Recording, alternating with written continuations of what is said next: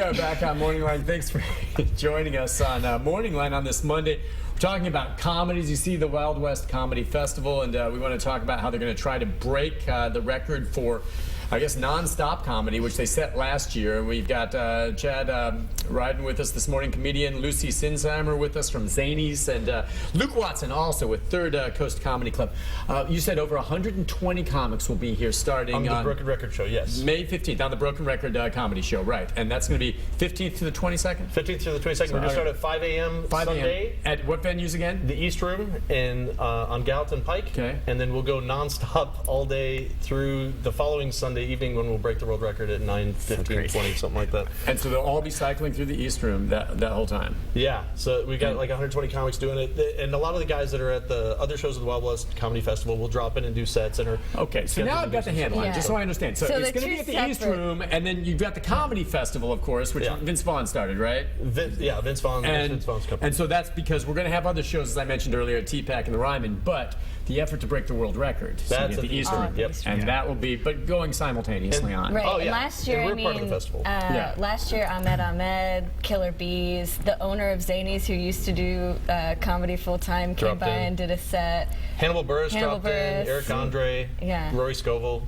It was a great show. All right, so you got some celebrities. We got a lot of celebrities dropping in show up. Too. Yep. Now, with all the rest of them, I was asking him during the break. I mean, do they have to pass certain muster to do this? It's not open phone mic night or something. No, this is a Guinness World Record attempt. So they have requirements. You have to meet a proficiency standard. You have to have documented 20 paid gigs at a bar, club, theater, and then one of them has to be older than a year. So you've got to be a professional to do this, and that weeds out a lot of the younger guys, but they can keep working and get some paid gigs and do it next year. Well, exactly. That's the whole point. But meaning you're going to see quality comedy, people that have experience. Yeah. So there's like 50 locals that are going to be on the show, our show, and then there's a lot of guys from out of town that are touring comics that do this for a living. Okay. We can take calls if you have questions, 737-7587. You know, I just was wondering. So Luke, how did you decide you wanted to be a comic, or what was it like the first time? Did you get material together? You were watching people, and the first time you were on stage? No, my first time was doing improv in Atlanta, and I almost threw up before I went on stage. And while I'm on stage, I'm like, I'm never going to do this again. And I got off stage and was like,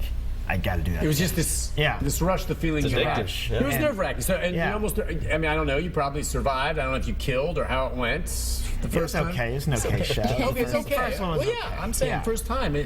But it stressed you out. You were nervous at first, but then you got off and you're like, wow. But that's the rush. I think the moment you lose the rush, then it's like, would I still do it without the rush? I don't know. Like I love the whole not knowing what's going to happen, and if I didn't have that to keep me going, I don't know that I would keep going. As a performer, I would think there's just no greater feeling. I can think of parallels to being in front of a good-sized crowd and just having the meeting out of your hand. Every joke you hit, and you get them rolling, and then the next one you've got great stuff. Doesn't that just feel awesome? Yeah, it's pretty great.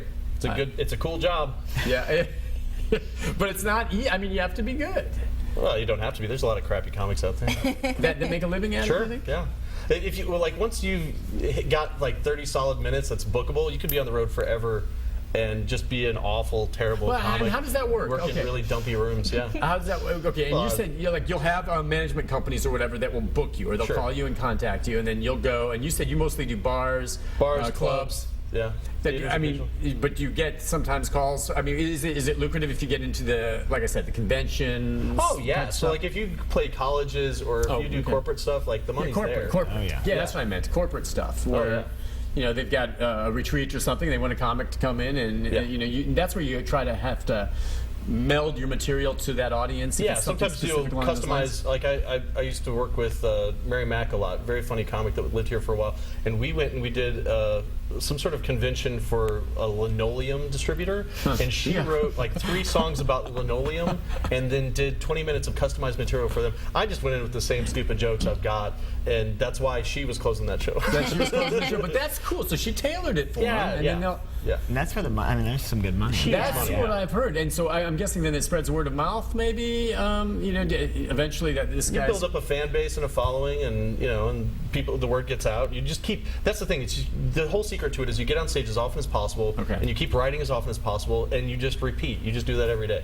All right. What is it, if you would, that kind of triggers for the two of you material? All right. I know you said improv is a lot. I don't know if you do other besides improv, or or you have a theme that you'll maybe follow with a word. But where does your material come from? I guess you said a lot of it's personal for you, right? Yeah, you've watched Seinfeld. You see how they demonstrate, like, something happens on the street, and he's like, wait a minute. And then he, just he's got something 5 minutes quirky about it. that gets... That's all it is. You got this thing that is in your head that you notice that you can't stop thinking about, that nobody else seems to notice, and then it drives you crazy until you make a joke and make 300 people laugh at it. And it's a way of thinking to recognize that too. I guess that's my problem. There's techniques, and you guys are professionals. You learn how to do it, and so you look at the world probably differently than I do in terms of fishing for things you hit on something that I mean, and things just irritate me to death, and I'm like, I have to talk about this. Yeah. And maybe other people are thinking the same way. Yeah. What's that? It's therapy are they all just a little bit twisted? Or would A you say little they're all bit a would little be, bit? yeah. I mean, I would say mostly. Have you ever seen any crazy stuff backstage? Oh, for sure. Like just people freaking, yelling, getting excited, fights. Everybody has their own routine, and it's all, sometimes it can be strange to watch, but or self-destructive. You know what I mean? Yeah. I mean, I would think. You probably don't want to have a cocktail beforehand, do you? Oh, yeah, Depends absolutely on the person. Okay, I was going to say. So sometimes some maybe like to have a drink or like to have a cocktail with them on stage. Maybe they're smoking on. I don't know. Why do you say some people it works for them? Some people it works, some people it doesn't. Yeah, I feel like it's either extreme or not extreme. You know what I mean? People either like to have a few or none at all. There's not really like a one. Yeah. I don't know. I enjoy a nice beverage. Just while you're performing, or At something all like times. that? You got to be careful. Like, it's really because easy you have to be sharp up you here really while have you're to have doing. your- It's my thing. Yeah. And you dull it by unless you've got it such down to a routine and you're doing one of your older. There's very jokes. few people who can perform drunk and really pull it off. Yeah. Doug Stanhope is one of them. For sure. I mean, there's a lot of people who really thrive in that kind of stimuli. But I can't have more than 2 drinks before I get on stage because like you say, you're not on top of it. You want to respect the audience too. I mean, they're paying to come see you. If you're not respecting their time, then I'll have 1 or 2 though. Before. Yeah. That's it though. And is that to relax you, to loosen you up? What does it do? I mean, I want to get to that point where I'm a little looser, but I don't want to affect how my brain, the reaction. Well, time exactly. of my But brain, it's not because you're nervous. Do you get nervous going on stage anymore? It's not nervous. No. Not The nervous. rush What do you isn't have? nervous. An excitement or an eagerness, maybe. Yeah, I'd say it's not like it's not an anxiety. It's not a nervous. How long it's did it just take like a for that rush. to go away? Because you said you threw up the first time, or felt like throwing up the first time you went on. Well, I don't think it went away. I think it just morphed into a different kind of. Yeah, excitement. I know what you mean, kind of. I mean, it wasn't like I was nervous anymore. No, I was it just amps like you up. it's just a rush. Yeah, the adrenaline's still there, but it's like it's a good kind of feeling. Same with you? I don't really get nervous pretty much anymore. No, I before the shows, I'm only worried that nobody will show up. That's the only thing I'm worried about. I can control everything else. What's the smallest, room you've ever worked? The smallest I mean, room? I guess how many people? That's what I mean. Well, like Zanies used to have a rule where, like, if there weren't 8 people there, they wouldn't do a show. And so I've done shows in front of like one time, this is 12 years ago, I was at a bar, and it was me and my buddy and my girlfriend and the bartender, and that's it. And he's like, start the show. And I'm like, nobody's here.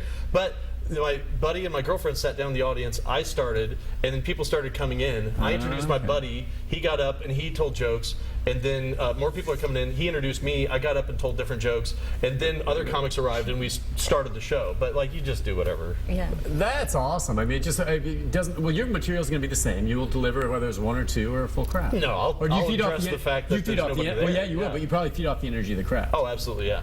So, and I always am amazed though at how you pull it out when it's not hitting home, and the challenge is to turn it around. Well, yeah, that's the whole point, is to take a room of people that just walked in off the street, maybe they're sweaty and tired, and make them laugh. So like that's just the job. That's not that's not anything unusual. Taking a break. We'll be back with more. Final segment with our guests right after this. Stay with us. Everyone has different. I don't know, for some reason.